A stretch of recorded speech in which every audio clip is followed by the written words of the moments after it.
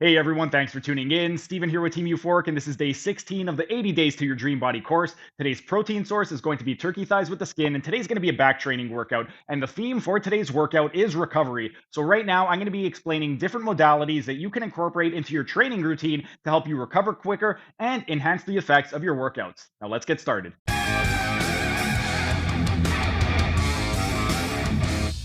And while we're resting, let's discuss the 13th recovery modality, and that is going to be saunas. And specifically, we're going to be covering infrared saunas and also dry saunas.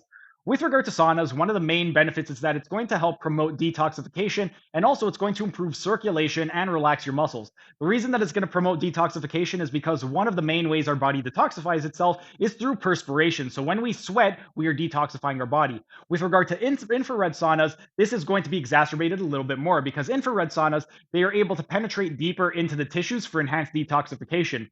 With regard to infrared saunas, though, there is a little bit of a difference. With dry saunas, they get hotter and you sweat a lot quicker, so you don't need to stay in them quite as long. However, with infrared saunas, it takes a lot longer for your body to warm up, so you could be in there 20 minutes before you even start building up a sweat. So with infrared saunas, you are going to need to be in them for a little bit longer in order to reap all of the benefits. In terms of the applications, they would be absolutely terrific for using post-workouts or on rest days for muscle relaxation. You could also just do it any time of day, but generally after a workout would be ideal or after a sporting event. With regard to your tolerance to heat, if you are very, very intolerant to heat, you could also periodize your sauna. A lot of people don't really pay attention to periodization when it comes to sauna, but if you think about it, with the sauna, heat rises. So what you could do if you wanted to periodize your sauna, that way you could acclimate to the heat a little bit better, is let's say the very first time you ever try it, you do a couple minutes on the bottom seat.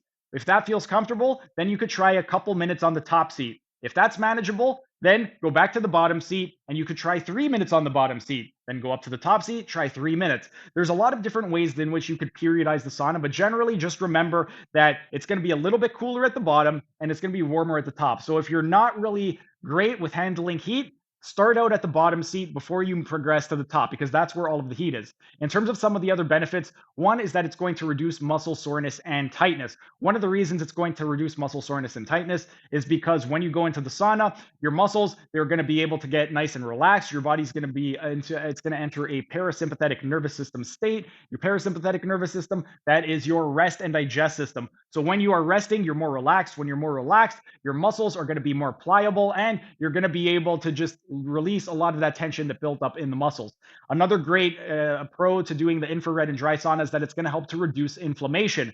With regard to inflammation, if you finish doing an intense workout, you're going to have a ton of lactic acid building up in your muscles. So doing things like just getting up and moving, that's one way in which you could help to release some of that lactic acid. Another thing that you could do would just be do the infrared and dry sauna. When you do the infrared and dry sauna, aside from just sweating everything out, it's also going to help improve circulation. And by improving your circulation, that will transfer into the muscles and help to buffer some of that lactic acid and help to remove some of that soreness.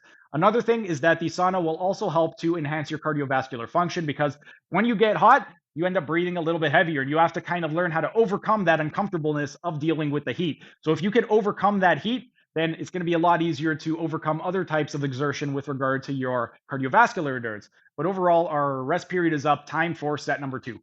Thanks for sticking around until the end of the video. Be sure to like, share, and leave a comment as it'll help the algorithm. And if you enjoyed the content, show your support by subscribing to the channel by clicking on the icon in the bottom right corner. And if you really want to show your support, then consider becoming a member by clicking on the icon in the bottom left corner.